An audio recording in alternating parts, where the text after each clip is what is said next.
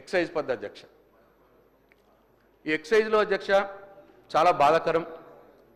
Last time ఏమో 38,000 కోట్ల ఆదాయాన్ని టార్గెట్ ఉండే 24-25. ఈ సంవత్సరం 50,000 కోట్ల ఆదాయం పెట్టుకున్నారు అధ్యక్ష. ఆదాయం టార్గెట్గా పెట్టుకున్నారు. అంటే 18,000 కోట్ల ఆదాయాన్ని పెంచాలా అని చెప్పి ఈ ప్రభుత్వం టార్గెట్గా పెట్టుకున్నది. మేనిఫెస్టోలనేమో మేము బెల్ట్ షాపులు తీసేస్తామన్నారు.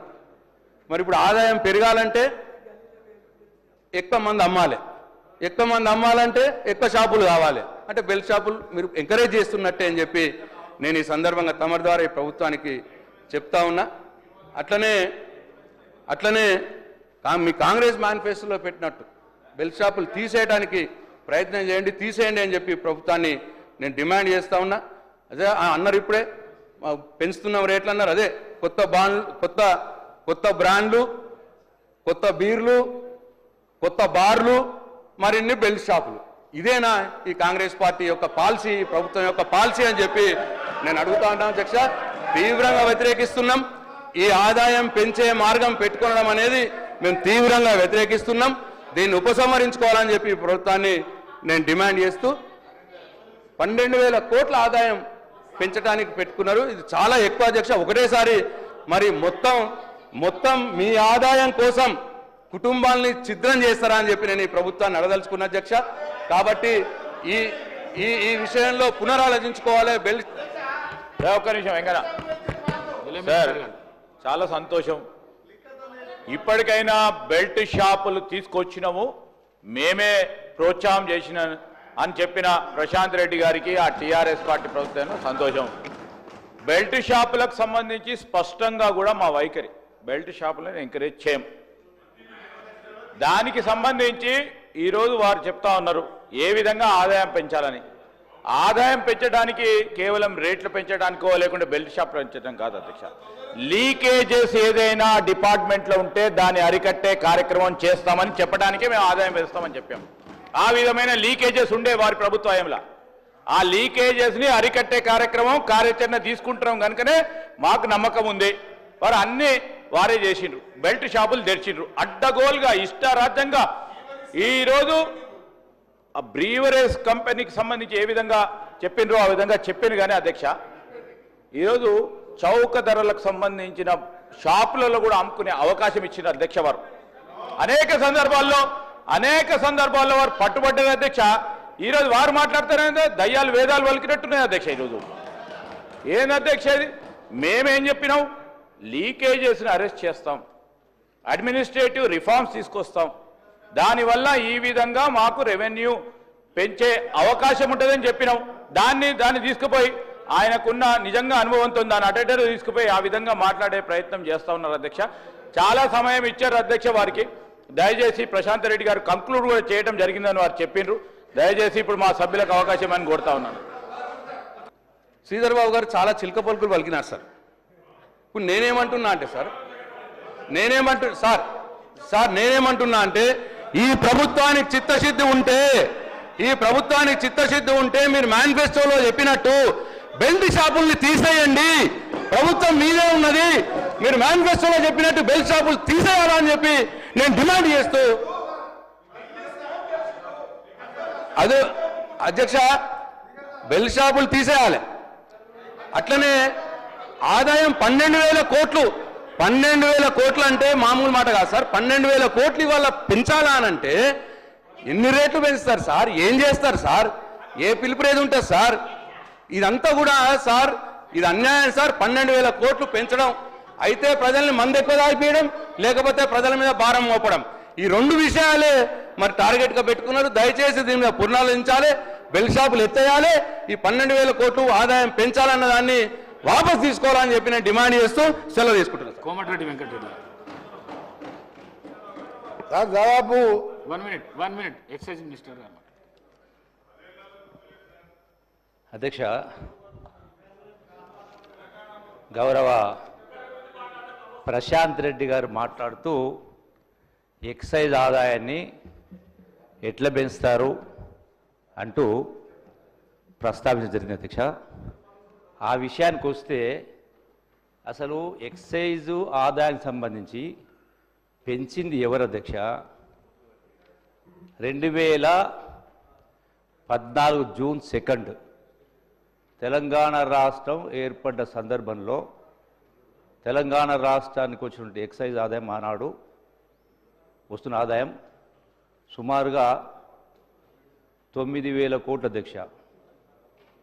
సుమారుగా అదే 2023 డిసెంబర్ 6 నాటికి వాళ్ళ ప్రభుత్వ పరిపాలన దిగిపోయే నాటికి మొత్తం ఆదాయము 34,000 కోట్ల అధ్యక్ష. అంటే 9,000 నుంచి 35,000 కోట్ల రూపాయలు ఎక్సైజ్ ఆదాయం అంటే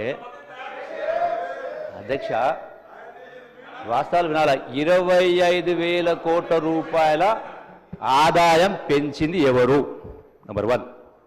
రెండవది, వారు మాట్లాడుతున్నారు, నేను ఇక్కడ లేను కాబట్టి అయినా కూడా ఏదైతే 12,000 కోట్ల రూపాయలు ఎట్లా పెంచుతామన్నారు అధ్యక్ష, వాళ్ళు దిగిపోయే నాటికి వాళ్ళు ప్రపోజ్ చేసినటువంటిది 39,000 కోట్ల రూపాయలు వాళ్ళు చూపించారు. దానిపైన 3% 4% యాడ్ చేయడం జరిగింది. అంటే 4,000 రూపీస్, 4,000 crores. అంటే మీరే ప్రపోజ్ చేసినారు 12,000 కోట్లలో 9,000 కోట్లు 34,000 ఆదాయం రాంగా, 34 కోట్ల ఆదాయం రాంగా మళ్ళీ 9,000 కోట్లు పెంచుతామని మీరు ప్రపోజ్ చేసినటువంటి బడ్జెట్ ఎస్టిమేషన్లో ఉండింది. దానిపైన ఓన్లీ 4,000 crores చూపించడం జరిగింది. రెండవది అధ్యక్ష, ఇవన్నీ ఎట్లా పెరిగినాయి? ఎందుకు పెంచినరు? ఎవరి రాష్ట్రాన్ని ఈ స్థాయికి తీసుకొచ్చింది? ఎవరి ఇటువంటి అలవాట్లు నేర్పింది? అధ్యక్ష రెండవది అధ్యక్ష, మరి వాస్తవ పరిస్థితి ఉంటే ఈ ప్రభుత్వం వచ్చిన తర్వాత మీరు పన్నులు పెంచుతూ ఆదాయం పెంచారు. ఈ ప్రభుత్వం వచ్చినటువంటి 13-14 మాసాల్లో 1% కూడా పన్ను ట్యాక్స్ పెంచలేదు. రెండవది, మీరు చెప్పిన లెక్క ప్రకారం చూస్తే అధ్యక్ష, మరి 10 సంవత్సరాల కాలంలో 9,000 కోట్లది 34,000 కోట్లు, 25,000 కోట్లు, అంటే almost 400%. Subject to correction, almost 400%. 10 సంవత్సరాలు 400% అంటే సంవత్సరానికి ఎంత అధ్యక్ష? 40%. మీరు చూపించినటువంటి 34,000 కోట్లలో ఈ ప్రభుత్వం మీ లెక్క ప్రకారం పెంచాలంటే మరి 34,000 కోట్లు 40% ఎంత అధ్యక్ష?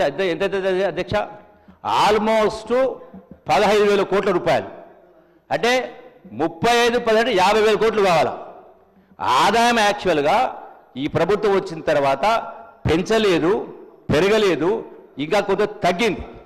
రెండవది అధ్యక్ష, ఏదున్నా రెండవది ఎట్లా ఆదాయం పెంచుతారంటే 1% కూడా ట్యాక్స్ పెంచకుండా ఆదాయం పెంచే మార్గాలంటే రెండవది అధ్యక్ష, ఏదైతే అంటే పిల్ఫరేజ్, ఎక్కడెక్కడైతే ఇతర రాష్ట్రాల నుంచి పన్ను కట్టకుండా వచ్చేటువంటి ఆదాయం కావచ్చు, ఫామ్ హౌజులలో ట్యాక్స్ కట్టకుండా అంటే ఇల్లీగల్గా సప్లై చేసేది కావచ్చు, అట్లాగే ఈ యొక్క బ్రేవరేజ్ కార్పొరేషన్ కావచ్చు, అంటే ఏదైతే లిక్కర్ మ్యానుఫ్యాక్చరింగ్ కంపెనీస్ ఉంటాయో వాళ్ళకి అక్కడ సీసీ కెమెరాలు పెట్టినాం.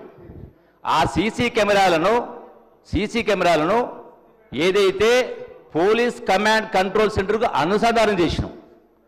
దాంతో పాటుగా ఎనర్జీ ఎంత కావాల్సింది, అంటే పవర్ కన్సంప్షన్ ఎంత అయింది, యాక్చువల్ ఫ్యాక్టరీ ఎస్టాబ్లిష్మెంట్ కెపాసిటీ ఎంత, అంటే ఇల్లీగల్ అయిందా, అంటే వీటి ద్వారా టోటల్గా అట్లాగే చెక్ పోస్ట్ బలోపేతం చేయడం, ఇవన్నీ కూడా చేసే ద్వారా ₹1 పెంచకుండా, ఇవన్నీ చేయకుండా ఆదాయం అనేది పిల్ఫరేజ్ను అరికట్టే దానిలో భాగంగా ప్రభుత్వానికి ఆదాయం పెరగవచ్చు. కానీ మీ లెక్క ప్రభుత్వ ఆదాయం పెంచడం కోసం 400% ట్యాక్స్లు పెంచింది.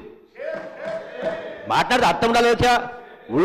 ఉల్టా చోర్ కొత్వాలు కూడా అంటేనట్టుగా దొంగ అరిసినట్టుగా మాట్లాడితే ఏమో న్యాయం ఉంది అధ్యక్ష?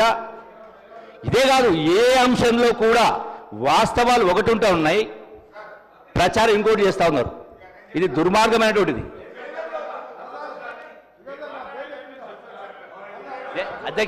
అధ్యక్ష ఇంకో మాట, నేను దీనిపైన రిప్లై ఇచ్చేటప్పుడు సభ్యులు అడిగిన ప్రతిదానికి కూడా I will give fitting reply. మీ ముఖం ఎక్కడ పెట్టుకుంటున్నప్పుడు